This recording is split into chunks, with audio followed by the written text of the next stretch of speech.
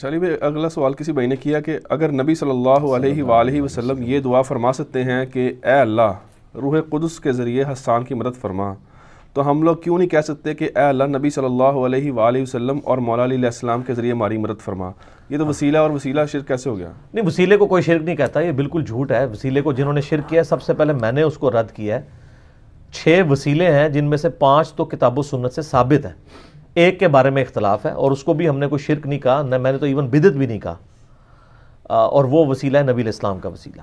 باقی نبی علیہ السلام کے علاوہ اور ہستیوں کے وسیلوں کے بارے میں سخت ہوں، اور مسئلہ 43 میں نے یعنی آج سے تقریباً 6 سال پہلے ریکارڈ کروا دیا، وسیلہ اور توسل کے صحیح احکام و مسائل، وہ پورا ایک مقدمہ ہے۔ میں اب 1.5 گھنٹہ دوبارہ تو نہیں بول سکتا، میں نے سارے دلائل قرآن و سنت سے دیے، کون کون سے وسیلے جائز ہیں اور کس وسیلے کا کوئی ثبوت نہیں ہے۔ اب یہ دیکھیں، آپ مثال ہی غلط دے رہے ہیں۔ اس مثال میں یہ ہے کہ روح قدس کے ذریعے حسان ابن ثابت کی مدد کرا، یہ نبی علیہ السلام نے دعا کی کہ اے اللہ جبرائیل کے ذریعے مدد کر، تو جبرائیل کے ذریعے اللہ کی مدد مانگی ہے، جبرائیل کی مدد نہیں مانگی۔ دوسری بات، اس کا یعنی جو ڈیکورم سیٹ ہے پہلے سے، ایک پریسیڈنٹ موجود ہے، وہ قرآن پاک میں حضرت عیسیٰ علیہ السلام کے جتنے معجزات ہیں نا، اس کے بارے میں یہ ذکر آتا ہے کہ ہم نے عیسیٰ کی مدد کی روح قدس کے ذریعے۔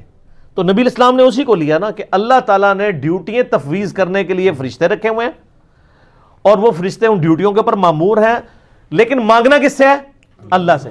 اس دعا میں نبی علیہ السلام نے یہ تو نہیں کہا اللہ جبرائیل کے صدقے نازل فرما، یہ کہا ہے یا اللہ تجھے جبرائیل کا واسطہ میرا یہ کام کر دے، تو سر وسیلہ آپ نے کہاں سے نکال لیا وہ والا وسیلہ؟ آپ بھی یہی دعا کریں کہ جبرائیل علیہ السلام کے ذریعے مدد فرما، بالکل ٹھیک ہے، وہ اللہ نے ان کو ڈیوٹیز کے لیے تفویض کیا ہوا ہے، لیکن جبرائیل کو آپ نے پکارا نہیں ہے، جبرائیل کا وسیلہ پیش نہیں کیا۔ سر ہمیں اردو تو آتی ہے، آپ کو بھی آتی ہے، وہ بات کریں۔ میں اس لیے کہتا ہوں کہ پڑھے لکھے بندے سے آپ کا واسطہ پڑا ہے، خدا کے لیے سوال کرتے وقت اپنے الفاظ کو اگر خود ہی غور کریں نا، آپ کو جواب مل جائے گا۔ اس میں تو یہ بات ہے ہی نہیں ہے کہ اللہ تجھے جبرائیل کا واسطہ۔ اب رہا کہ اگر کوئی یہ کہتا ہے جی میں اس پہ قیاس کر کے یہ کہتا ہوں کہ اے اللہ نبی علیہ السلام اور مولا علی کے ذریعے میری مدد فرما، تو سر اس کے لیے آپ کو ثبوت پیش کرنا پڑے گا، اور ہم اس کو غلط اس لیے سمجھیں گے کہ نبی علیہ السلام کی مبارک زندگی میں غزوہ بدر اور غزوہ احد کے اندر آرمی چیف کون تھے؟ حضرت حمزہ ابن عبد المطلب۔ تو غزوہ خندق کے موقع پر نبی علیہ السلام نے یہ دعا کی اے اللہ حمزہ کے ذریعے میری مدد فرما۔ غزوہ خیبر کے موقع پہ کہا کہ اے اللہ حمزہ کے ذریعے میری مدد فرما، جیسا کہ تو نے بدر و احد میں مدد کی تھی، اس لیے کہ وہ دنیا سے جا چکے تھے، ان پہ موت آ چکی تھی، وہ آخرت کی زندگی میں چلے گئے تھے۔ جبرائیل علیہ السلام کا مسئلہ ڈیفرنٹ ہے، اور وہ قیامت تک اللہ تعالیٰ کی ڈیوٹیز کو کریں گے، بلکہ وہ جو شب قدر کے بارے میں آتا ہے کہ شب قدر میں انا انزلناہ فی لیلۃ القدر، اس صورت کے اندر آتا ہے نا اینڈ پہ جا کے کہ اللہ تعالیٰ کے حکم سے فرشتے اور روح قدس اترتے ہیں اور اللہ تعالیٰ کی طرف سے وہ احکام جو تفویض ہوتے ہیں ان کو ایگزیکیوٹ کرتے ہیں، وہ تو آ رہے ہیں۔ وہاں پہ کسی صحابی کا، کسی نبی کا، کسی بزرگ کا، کسی جن کا ذکر موجود ہے، تو جن کی ڈیوٹیز آپ ان کے ساتھ بات کریں نا، ان کی ڈیوٹیاں آپ پہلے ثابت کریں کہ وہ یہ کرتے ہیں تو پھر اگلی بات کریں۔ باقی استانت والا مسئلہ نمبر 3 میرا دیکھ لیں، میں نے اس میں سب کچھ ڈسکس کیا ہے کہ دعا صرف اللہ ہی سے، یہ واسطہ اور وسیلہ ڈسکس ہی نہیں ہو رہا ہے اس کے اندر۔ آپ بھی یہی دعا کریں، ورنہ میں نے پھکی اور علمی اینٹی وینم دے دیا ان کو کہ نبی علیہ السلام کو خیبر کے موقع پر مولا علی کو نہیں بلانا چاہیے تھا، اسی کو بلانا چاہیے تھا جس نے غزوہ بدر اور غزوہ احد جتوائی ہوئی تھی، حمزہ کو وہ نہیں بلایا، اس لیے یہ بھی کہہ سکتے تھے اللہ حمزہ کی روح کے ذریعے مدد فرما۔ وہاں بھی قرآن پاک میں آپ کو سورۃ الانفال میں ملے گا، سورۃ آل عمران کے اندر، کہ نبی علیہ السلام کے ساتھ اللہ نے وعدہ کیا کہ میں فرشتوں کے ذریعے مدد کروں گا، تو فرشتے اللہ کے حکم سے نازل ہوئے نا۔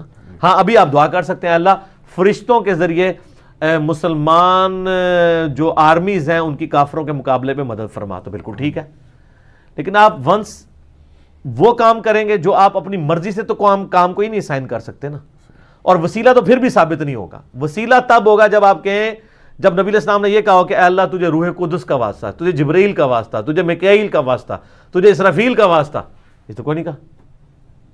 تو دیکھیں یعنی وہ بات میچ بھی کرنی چاہیے، اپنی طرف سے اپنا لقمہ تو قرآن و سنت کے منہ میں نہ ڈالیں نا۔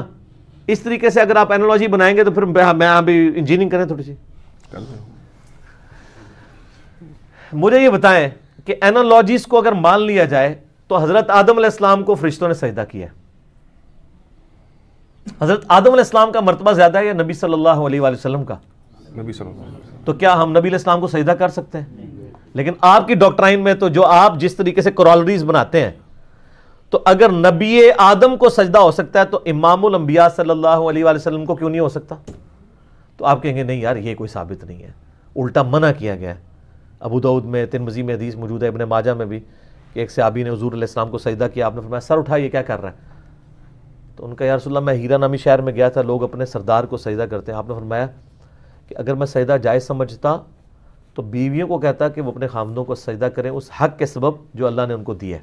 اور اس میں یہ بھی الفاظ ہے جب میں فوت ہو جاؤں گا تم میری قبر سے گزرو گے، کیا میری قبر پہ بھی سجدہ کرو گے؟ ان کا نہیں یا رسول اللہ. تو فرمایا پھر مجھے کیوں کر رہے ہو؟ تو نبی علیہ السلام نے عشق اور محبت کے معیارات یعنی قائم کر دیے ہیں. اپنی طرف سے کوئی بندہ عشق کا معیار قائم نہیں کرے گا، ادروائز اس کا پھر کیا جواب دیں گے یہ؟ تو دین کے معاملات کو ہم نے دلائل کی بنیاد کے اوپر دیکھنا ہوتا ہے. باقی میرا مسئلہ نمبر 43 ہے، اس میں نے بتایا کہ اللہ تعالیٰ کے اسماء کا وسیلہ آپ پیش کر سکتے ہیں. قرآن پاک میں سورۃ الاعراف میں ہے وَلِلَّهِ الْأَسْمَاءُ الْحُسْنَى فَادْعُوهُ بِهَا، اللہ کے ناموں کے ذریعے اللہ کو پکارو. نیک اعمال کا وسیلہ پیش کر سکتے ہیں، وَاسْتَعِينُوا بِالصَّبْرِ وَالصَّلَاةِ سورۃ البقرہ میں ہے، صبر اور نماز کے ذریعے اللہ کی مدد چاہو. المدد یا نماز، المدد یا صبر نہیں ہے. اور وہ بخاری مسلم میں حدیث ہے 3 لوگ غار میں پھنس گئے، سب نے ایک ایک عمل کا وسیلہ پیش کیا تو وہ پتھر ہٹ گیا. تو نیک اعمال کا وسیلہ پیش کر سکتے ہیں. پھر کسی نیک آدمی سے دعا کروا سکتے ہیں جو سامنے موجود ہو، جیسے صحابہ کرام نبی علیہ السلام سے دعا کرواتے تھے. اور نبی علیہ السلام کی وفات کے بعد صحیح بخاری میں 1010 نمبر حدیث ہے 1010 کہ سیدنا عمر نے کہا اللہ جب تک تیرے نبی موجود تھے انا کننا نتوسل الیک بنبینا صلی اللہ علیہ وآلہ وسلم، ہم تیرے نبی کے ذریعے تیری طرف توسل اختیار کرتے تھے. اب ان کے چچا کو لے کے آئے، ان سے دعا کروائی اور بارش ہوگی. تو سامنے موجود ہے، اس سے دعا کروائیں. پھر مقام وسیلہ کا ذکر بخاری مسلم میں آتا ہے، جو مقام وسیلہ کی دعا کرے گا اذان کا جواب دینے کے بعد، دروشی پڑھنے کے بعد، میری شفاعت اس کے لیے حلال ہو جائے گی. پھر نبی علیہ السلام کے تبرکات کا وسیلہ جو بخاری مسلم میں آتا ہے کہ صحابہ کرام آپ کا پسینہ لے جاتے تھے، آپ کا لعاب دہن مبارک، وضو کا بچا ہوا پانی چہرے پہ ملتے تھے، وہ جو آج تو اویلیبل اس طرح نہیں ہے. بال مبارک ہی مل سکتے ہیں.